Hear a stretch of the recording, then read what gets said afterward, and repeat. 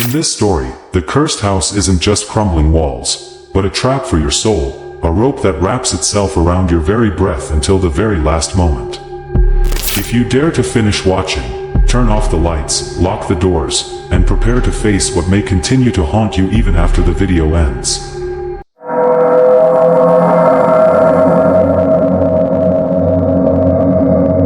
My name is James Harper, a young man in his 20s. Just 2 years ago, I lived a completely different life, a life filled with warmth, filled with my mother's voice calling me at breakfast, and my father's loud laughter filling the house. But all that disappeared in an instant, one cold winter evening, when I received a call I never hoped to hear, a car accident, from which no one survived. Since that day, my life has changed completely. The house that was once filled with laughter has become cold and silent, as if its walls had been stripped of their pulse. All I can hear is the sound of my old clock ticking slowly, as if reminding me that time never stops, no matter what happens. The days have become the same, colorless, tasteless, just the boring repetition of a single, extended moment. I moved to a modest apartment on the outskirts of the city, working in a small shop that few people visit, and returning each evening burdened by the silence and routine.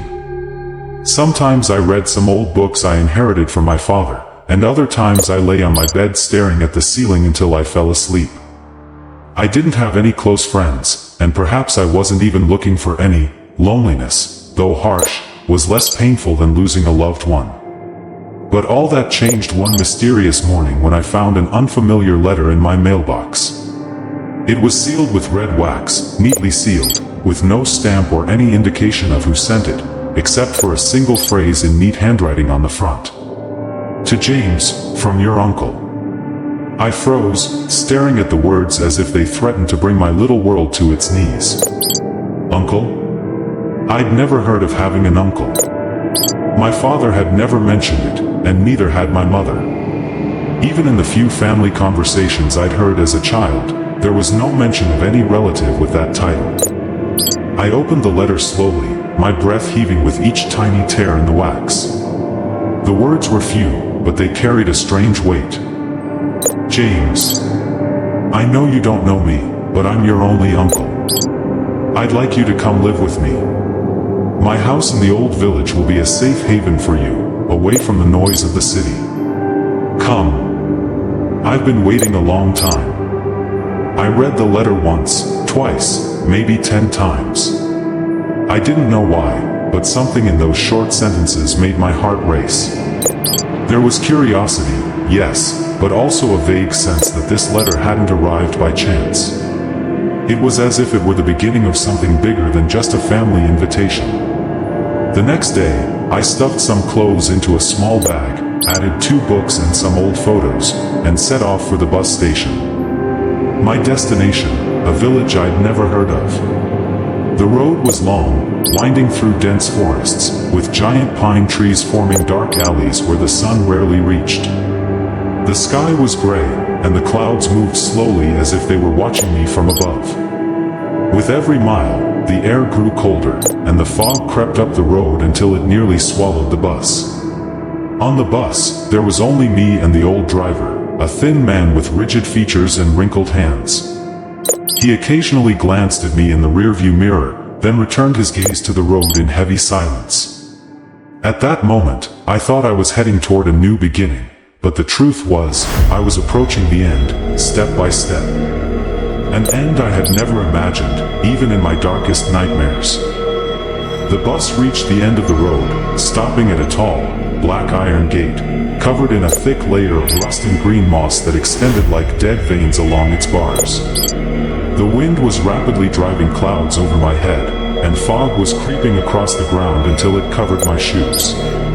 There were no houses nearby, nor any sign of people, only the whistling of the wind as it passed between the twisted trees that seemed to be trying to get close to me. I got off the bus, dragging my bag along the wet, stone path, but my steps stopped abruptly when I heard a voice from beyond the gate. James. I froze. The voice was low, deep, and seemed to be coming straight to my ears. It carried no familiar human tone, but something heavier and older. I slowly raised my gaze and saw, amidst the shadows of the trees, a tall, thin man wearing an old black coat that reached his ankles and a wide-brimmed hat that obscured most of his face. But I could see the gleam of two steady eyes, gleaming in the darkness. Uncle? Finally, you've come. He approached slowly, then pushed open the gate. He opened it as if it hadn't been opened in decades, and the creaking sound was so sharp I thought the iron was screaming in pain. I walked behind him down a long stone path, surrounded by tall trees with tangled branches, as if trying to hide the sky from us. The ground was littered with dry leaves that crunched beneath our footsteps, but strangely, his footsteps made no sound at all, as if he were floating above the ground. After a distance that seemed longer than I expected, the house appeared before me. It was huge, with faded, cracked walls and high windows covered with thick black curtains that prevented any light from entering or exiting. Its steep roof was covered with moss, and on the front porch, a few worn wooden chairs swayed in the wind, making a faint creak, suggesting they were still waiting for people who had passed away long ago. When I crossed the threshold, I felt as if I had entered a place that didn't belong to this time, and perhaps didn't even belong to the world of the living. The air inside was much cooler than outside, with an old smell mixed with dampness and burning wood, as if the house were breathing heavily. There was no noise, even the hands of the large clock hanging on the wall moved soundlessly, as if refusing to acknowledge the passage of time. Come. I'll show you your room. He led me down a long corridor lit by dim wall lamps. The walls were covered with old photographs in dark wooden frames. The faces of men and women stared at me coldly, their eyes following me wherever I moved. Most of them were dressed in 19th century clothing. My eyes stopped suddenly on a photograph of a man who looked exactly like my uncle. The same height, almost the same features, but with harsher eyes and a faint, lifeless smile. Beneath the photograph was a faded gold inscription that read, "Died 1893. I felt a chill creep through my veins. I wanted to ask what was going on, but something inside me warned me not to say a single word. When we reached the room, my uncle stood at the door, opened it slowly, pointed inside, and said in a steady voice, "Sleep well tonight. Tomorrow, you'll begin to learn the truth." He smiled that same cold smile, then closed the door behind me. But, as I stared at the closed wood, I swear I heard strange whispers behind it, words I didn't understand. They weren't in a language I knew. And what was even stranger, those whispers didn't come from just one direction, but from all corners of the room. My feet froze, my eyes staring into the darkness stretching ahead. The words I heard weren't just a passing whisper, they carried a heavy weight, as if they had emerged from deep within the earth itself, carrying a mysterious force compelling my mind to obey. I felt drops of cold sweat trickle down my face, even though the air was so cold that my breath formed in small clouds in front of my mouth. I couldn't move, my entire body was paralyzed. My ears caught the sound of breathing very close, too close, so close that I could feel the warm air vibrating against the skin of my ears. Those breaths were unnatural, they were too slow, too deep, as if the person breathing them didn't need oxygen but was tasting my own fear. I slowly reached my hand out into the darkness, hoping for something to lean on, but my fingers hit a cold, smooth surface, resembling stretched human skin. I immediately recoiled, but my senses didn't deceive me. The thing moved, as if it were breathing slowly. My heart trembled violently, and I tried to take another step back, but my heel hit the wood of the corridor, and I fell backward. When my back touched the wooden floor, I felt a sharp chill seep through my bones, as if the wood concealed an icy stream beneath. I tried to get up quickly, but a sound began to approach, heavy, slow, monotonous footsteps, filling the space with an unsettling echo. What made it even more terrifying was that the footsteps didn't come from just one direction, but from all directions, as if the creatures emitting them were besieging me on all sides. A flash of lightning split the sky, its light reflecting momentarily through a small crack in the thick curtains. In that brief instant, I saw them, dark, faceless, featureless humanoid figures, their bodies gaunt yet unnaturally long. They were lined up on either side of the corridor, motionless, but my senses told me that their eyes, if they had eyes, were fixed on me. The lightning died down, and the darkness returned, doubly so. But those whispers returned, this time more clearly. "You're not getting out. You're one of us. It's over." I couldn't bear it. I tried to stand up, but suddenly I felt something wrap around my ankle. It wasn't the touch of a human hand, but more like a wet, slowly pulsating rope, as if it were made of living flesh. The thing pulled me backward forcefully, until my feet hit a half-open door. The door moved slowly, as if pushed by an invisible force, and opened fully, revealing a faint red light seeping from within. The light wasn't steady, it danced slowly, as if emanating from a single candle flame in the middle of a vast room. But what was even stranger was that the light was warm. Not just any ordinary warmth, but a suffocating warmth, like the breath of something vast hidden within. From deep within the room came a deep, hoarse voice, with an unnatural echo, as if it echoed in a space far wider than just a room. "Come in. We've waited a long time for you, James." My fingers tightened around my small bag, as if it were the last barrier between me and this unknown thing. My whole being was screaming not to come any closer, to run in the opposite direction, to turn back at all costs. But, amidst my fear, there was something else, a feeling both familiar and strange, as if I knew this place, or perhaps it had been a part of me for a long time. I took one step toward the door, feeling the wooden floor beneath my feet tremble slightly, as if it were breathing with me. The walls of the corridor were drawing near, and the old photographs on the wall were watching me, their faces slowly changing. Some began to smile, others turned their heads toward me, even though the photographs remained motionless. As I crossed the threshold, I felt the air suddenly change, heavier, deeper, laden with a strong metallic scent, the scent of old blood. The door slammed behind me with a loud clang, until the light of the single candle in the center of the room trembled. When I raised my head to see my surroundings, I realized I wasn't alone, and that what awaited me wasn't my uncle. I couldn't go back to sleep after the whispers that crept into my ears last night. I lay in bed, staring at the dark ceiling, my eyes piercing the layers of walls, searching for the source of the voice. The cold was slowly seeping under the blanket, creeping over my skin like an invisible hand, and my chest was heaving heavily.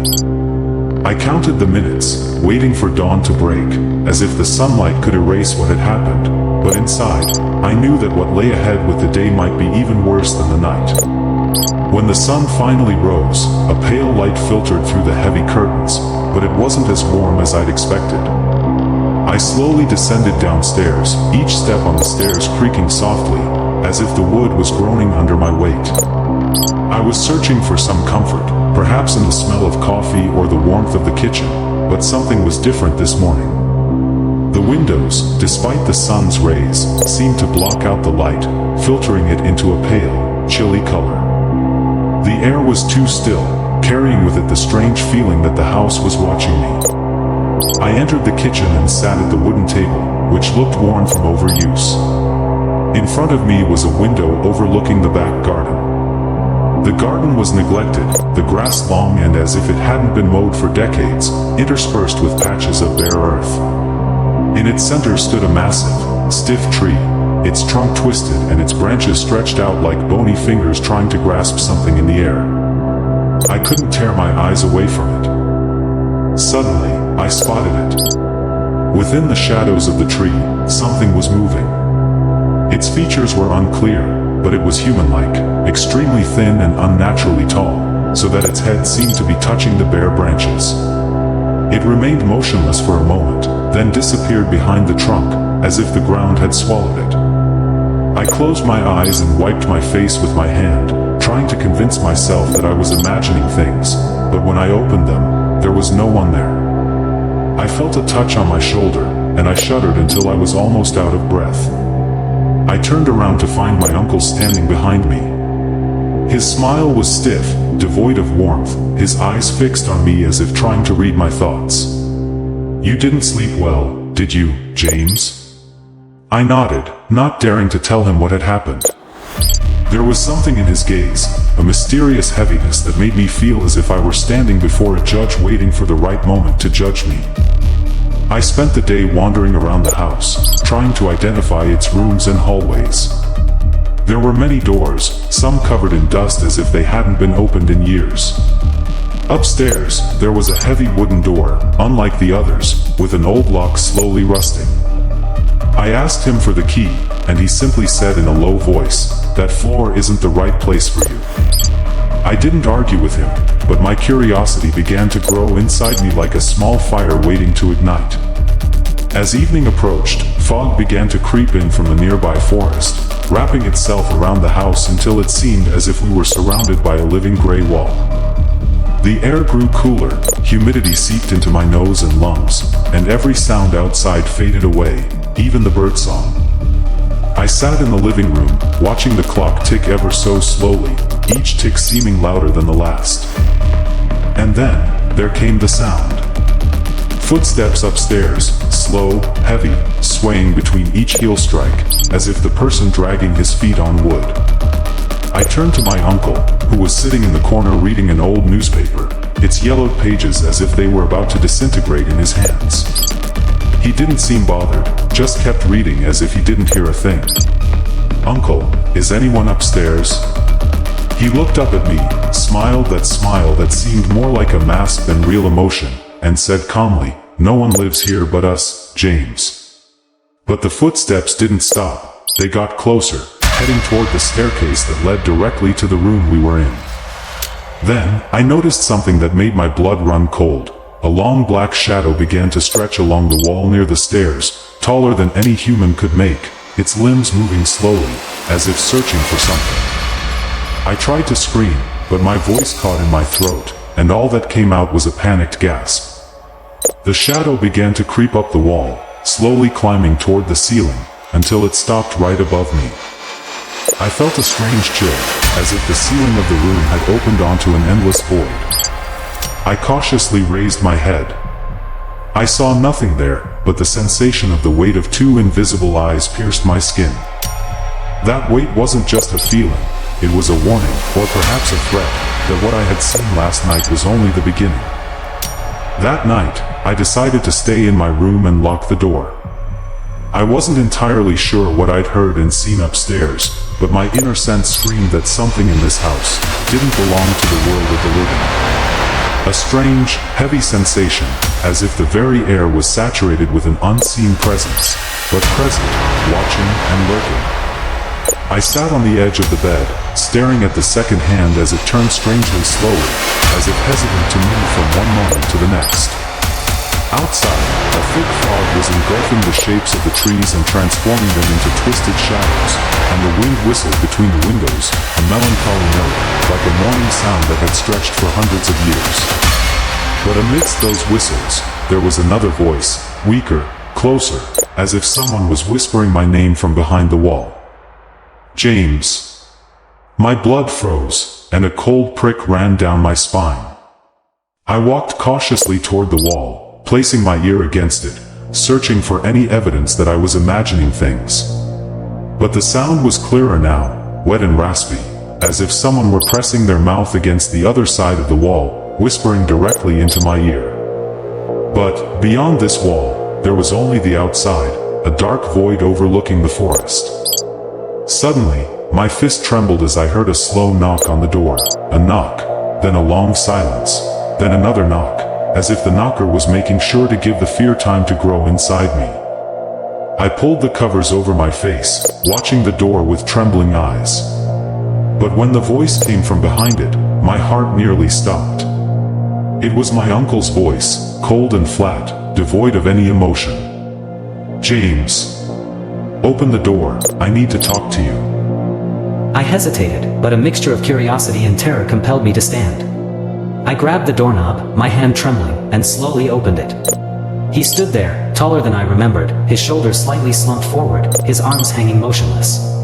His eyes stared directly at me, and didn't blink once. I felt like he hadn't breathed the entire time he stood there. He entered the room without waiting for permission, slowly moving his head to scan the room, his blank eyes moving between the bed and the window as if searching for something hidden. "Did you hear anything tonight, James?" I tried to sound normal, but my voice came out shaky. "No. I didn't hear anything." He smiled a small smile, revealing long, sharp teeth, then took a step toward me, giving me a cold scent, not like snow, but like moist, freshly dug earth.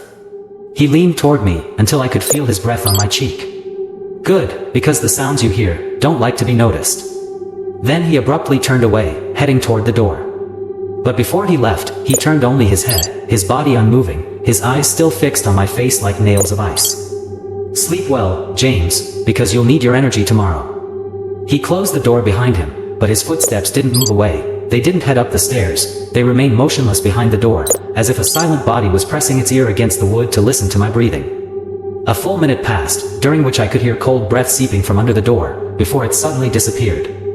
I thought it was over, but an hour later, as I watched with eyes reddened from sleeplessness, the whispering came again.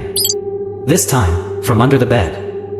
I woke up in the morning, or at least I tried to, as I'd only slept a few minutes.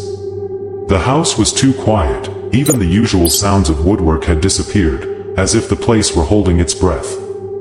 I went down to the kitchen and looked for my uncle, but couldn't find him. Instead, there was a woman standing in front of the window, her back to me, wearing a long black dress that covered her feet, her black hair hanging down to the middle of her back. "Good morning," I said hesitantly. She didn't move, but I saw her reflection in the window pane. It was so pale I thought she was a statue. Then suddenly she smiled at the reflection, a slow, strange smile, as if it had been hand-drawn. "James, you look so much like him." I turned around quickly, but when I did, her face was as plain as if nothing had happened. "I'm your uncle's wife, Sally. We've never met before."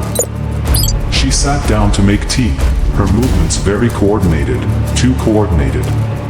As I watched her, I noticed that she didn't blink, just like my uncle. After breakfast, she asked me something strange. "There's a room upstairs, at the end of the right-hand corridor. Never go near it. Whatever you hear, whatever happens, don't open the door." She smiled dryly and left the kitchen, tugging at the hem of her dress with suspicious calm. Of course, what she said made me think about that room all day. The right-hand corridor seemed darker than the rest of the house, even in broad daylight. At the end of it stood the old wooden door, heavy, and decorated with strange carvings. In the evening, when everyone was asleep, I crept cautiously into the corridor.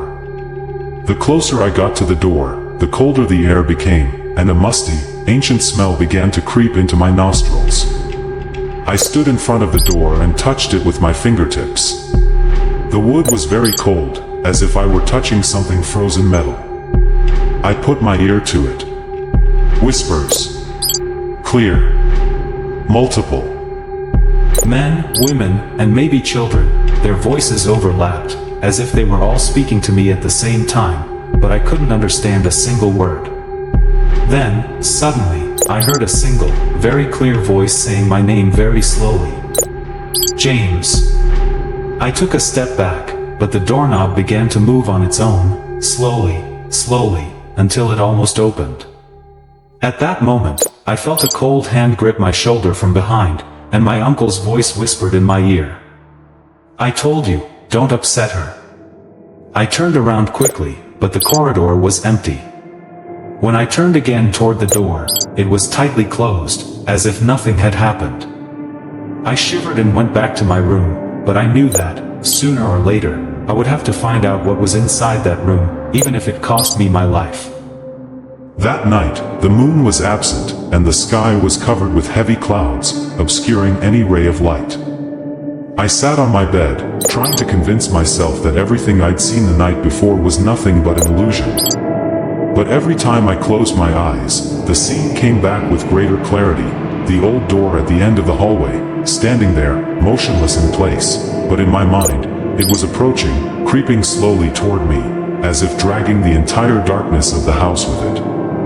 The minutes passed like hours, until night passed its midday.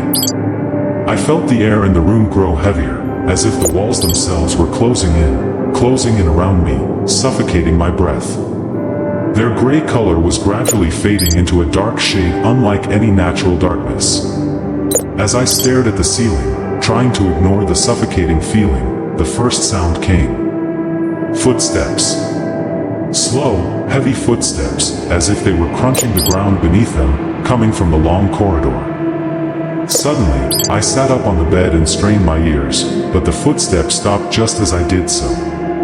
A stifling silence fell, and even my heart began to pound, a sound that seemed audible throughout the room. Then came the whispers, the same whispers I'd heard yesterday, but this time they weren't far away, but close, so close, I could feel their breath on the other side of my bedroom door.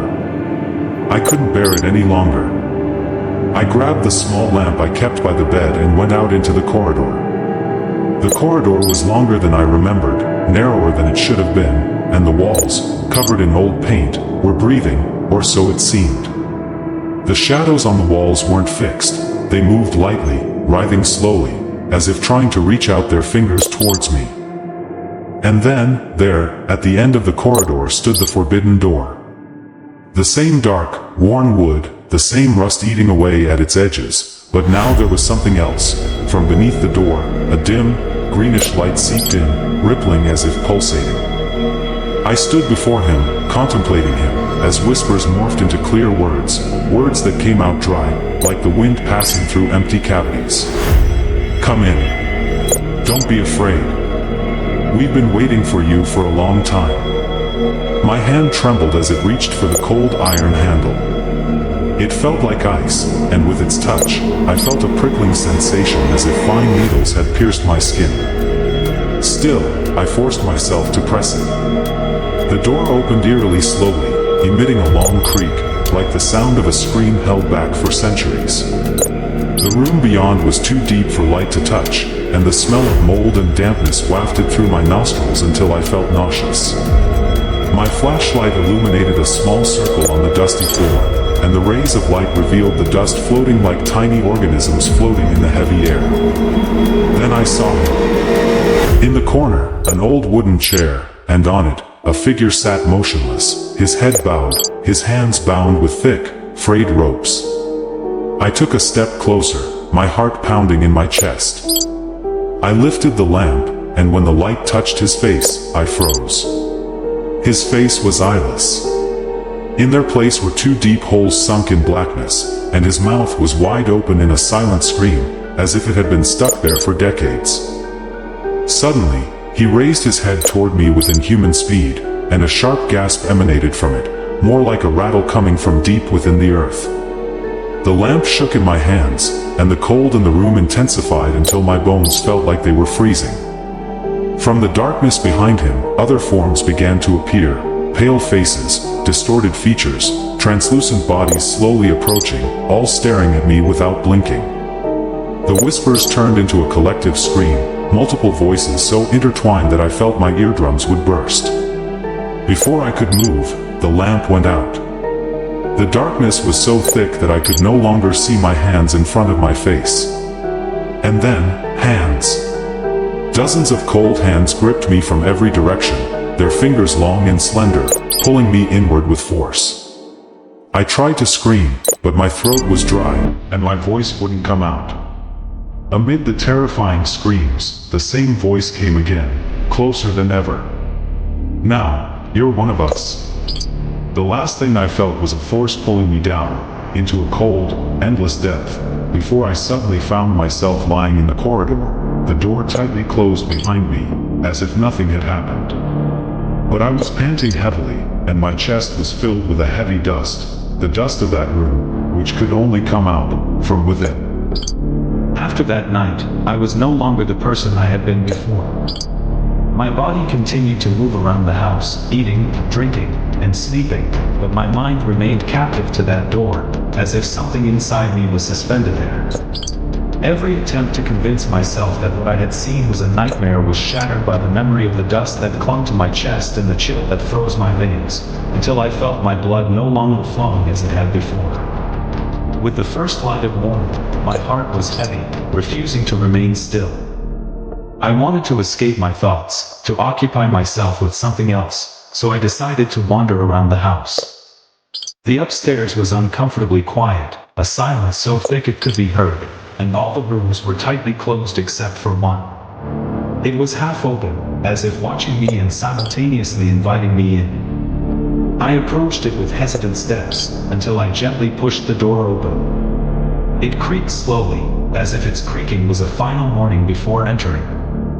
I found myself in a room crammed with shelves, each covered in a thick layer of dust, and stacked on top of dozens of old albums. The smell of old paper and mold was suffocating, penetrating my nostrils and invading my lungs. I felt like every breath was dragging me deeper into a time I had never lived. I sat on the floor, dust flying around me, and began flipping through the albums one by one. At first, the photos looked ordinary. Laughing family, children running in the park, my young uncle standing next to his wife under a large tree. The frozen moments in the photos were warm, or so they seemed. But as I turned the pages, everything changed. The smiles on the faces began to disappear, and the features of the eyes became blurry, as if someone had drained the life out of them. In one of the photos, my uncle was standing as usual, but his eyes were nothing but a pitch-black void, extending deep into his skull. In another photo, his wife appeared standing in front of the camera, but her mouth was open wider than a human could, as if she were screaming an eternal scream, while the rest of the family smiled beside her as if they couldn't see anything. My breath began to quicken, and my hands trembled. I flipped through more pages until I came across a photo that made my blood run cold, a very old photo of the entrance to this house. In the foreground stood a man with blurry features, but behind him, there was someone who looked exactly like me. Same face, same hair, even the same small mole under my left eye. But his eyes were completely white.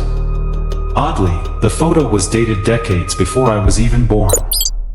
I felt something crawling down my back, a cold shiver spreading from the top of my neck to my fingertips. As I was lost in my astonishment, a small photograph fell from the pages to the floor. I bent down to pick it up, expecting it to be just another old photo, but it wasn't. It was a recent Polaroid, clear, as if it had been taken only a few days ago. I froze. The photo was of me, asleep in my bed, on the same pillow and blanket I'd used the night before. No one was home to pick it up. In the bottom corner of the photo, written in small, shaky script, "We see you, even when you dream." The air in the room felt heavy, as if something invisible was pressing against my chest. Suddenly, a faint sound behind me broke the silence, a slow movement, like the drag of a foot on the floor, but it was jerky, as if the person pulling himself toward me. I turned around slowly, my heart pounding in my ribs. In the dark corner of the room stood the same blurry man I'd seen in the old photos. Only now he was more distinct, his skin pale to a deep blue, his eyes empty pits, his mouth drawn into a smile longer than a human face should be able to bear. He didn't blink. He didn't move. Then, in a hollow voice, as if coming from the depths of a well, he said, "Your time is coming, James." The next moment, the light suddenly went out, leaving the room in complete darkness. I could no longer see anything, but I felt him approaching. His footsteps were inaudible, yet I knew he was getting closer, and closer, until I felt his cold breath against my ear. I couldn't bear to stay in this house any longer. Every night that passed added a new layer of terror to my shattered being. The sounds coming from the walls, the doors opening and closing for no reason, the shadows dancing in the corners of my eyes, the whispers heard but unseen, all wrapped around me like a spider's web, enveloping me and pulling me towards a bottomless abyss. But there was one thing worse than all of this, the terrifying sensation that something, a dark entity, was waiting for me behind every corner, inching closer, as if it knew I was on the run but that my end was inevitable. That night, I decided to stop running. I decided to confront it, no matter the cost. I sat in the living room, all the lights on, the sounds of the night's silence unable to penetrate its walls. I placed my camera in front of me, wanting to document everything that was happening, to understand, to prove to myself that this wasn't just madness. The minutes passed, heavy and suffocating, as if the silence were suffocating me. Suddenly, I felt a sharp drop in temperature. The same foul, musty stench that had plagued me upstairs began to permeate the space, growing and spreading, until the room looked as if it were occupied by decomposing corpses. Then I heard footsteps. Slow, cautious, but strangely, they weren't coming from the corridor or the stairs. They were coming from within the walls themselves, from among the old, solid brick. Footsteps breathing between the walls. My hands shook violently, but I tried to remain steady, to show strength. And suddenly, all the lights went out at once. The darkness became thick, heavy, as if an invisible wall were pressing against my chest. Then came the sound. Cold, terrible whispers, whispering just behind my ear. "Why did you come here, James?" I turned quickly, but there was nothing. My eyes, however, fell on something moving slowly in the corner of the room. There stood my uncle. Or something like him, but not the man I knew. He was tall, but his body was transparent like smoke. His face was half soft flesh, half exposed bone with prominent nerves, and his eyes were deep black, like two bottomless abysses.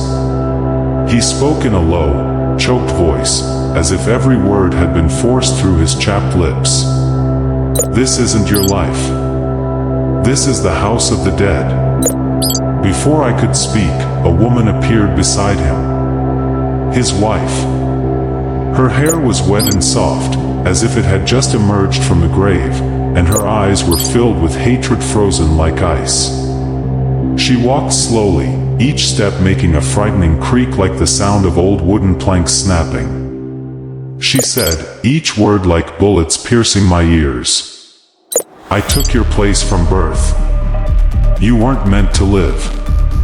I began to breathe with increasing difficulty, feeling as if the air was being sucked from my lungs piece by piece. I remembered all the images. I remembered the blurry man. I remembered seeing myself in an old photograph from before I was born. I understood the truth that had been looming over me. I hadn't come here to live with my uncle, but to replace another James, the one who had been here before, who had been swallowed up by this house. My uncle reached out to me. His hand was as cold as ice, and when it touched my shoulder, I felt a chill run deep through my veins, as if my very soul froze at that moment.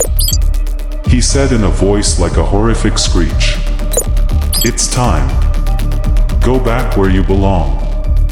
The room began to spin around me, the walls crackling violently, and thick black smoke rose from them, spreading like dark clouds. His wife's voice rose, screaming in my ear, "You will not leave this house alive." I saw darkness swallow everything around me, all signs of life fading, all lights dimming. And in the last moment, before I lost consciousness, I saw my uncle smile. A cold, frightening smile, stretching from ear to ear, filled with the mockery of death. Darkness was engulfing me, and whispering voices were fading behind me, like calls from a distant world I could not reach. I didn't know how I'd broken free from the grip of that nightmare. Had I pushed myself with all the strength left in my body, or had my uncle left me to see what awaited me outside? There was no time for questions. I just ran. I ran as fast as I could, my footsteps echoing eerily through the dark hallways, which suddenly transformed into a maze of doors opening and closing by themselves, the ground shaking beneath my feet as if trying to swallow me up. Everything in this house was trying to stop me from escaping. I heard a deafening scream, the voice of my aunt, whose voice gripped every part of me, a long, drawn-out voice as if emerging from the depths of a dark well. "James, come back." But I didn't turn around. I jumped over the front door into the garden, and there, for the first time in a long time, I felt the cold breeze embrace my face and slap me in the face of reality, freedom. I hadn't gone far when I heard a deafening sound behind me, like an earthquake, windows exploding from the intense heat, flames consuming the walls of the old house, and black smoke billowing skyward like a giant, angry monster. But my blood froze when I saw two shadows standing in the midst of the flames, unmoving, unburned. My uncle and his wife, motionless, as if part of an inextinguishable fire, watched me from the front window with a distorted smile that pierced my mind. I ran without stopping until the sound of the fire faded away, and I reached the city, where I began a new life far from that nightmare. The years passed slowly. I built a new life, worked, lived, and tried to forget what had happened. But the memories of that house wouldn't go away. They haunted me in my dreams on cold nights, in the long silence of the night, and every moment alone. 20 years later, I felt that the past didn't want to leave me, that house was still a part of me. I decided to return, just to see if everything was truly over. The familiar path led me to that deserted place. The land was covered with tall weeds that had covered everything, and the house was still standing despite everything, but its walls were charred black, the windows were shattered, and the roof was partially collapsed. I stood in front of it for a long time, observing that silent structure, the trap that had once trapped me. I smiled sarcastically, and I was about to turn around and leave, but something mysterious made me freeze. In the upper window, behind the shattered glass, were two faces. They were faces I knew well, my uncle and his wife, but their faces weren't as I remembered them. Their eyes were larger than normal, their mouths twisted into a long, terrifying smile, and their skin was as pale as a corpse that had sunk into the depths of the sea long ago. They didn't move, just watched me in deadly silence. Their gazes weren't just glances, they were a message saying one thing. "We're not done yet, James." I felt the old chill return, the air around me felt heavier, and everything around me began to tighten. Without realizing it, I slowly began to move away, my eyes never leaving that window where they still stood, waiting. I fled the scene, returning to a false safe house, but I realized something inevitable. This story wasn't over, and the shadows that followed me hadn't left. And so, we've reached the end of the story, or maybe, it's not over yet. If you'd like to continue with me on this next horror journey, don't forget to support us with a like and subscribe to the channel. Every story I tell is the fruit of hours of writing, editing, and ideation, and every click from you gives me the strength to delve deeper into the darkness, and return with even more terrifying stories.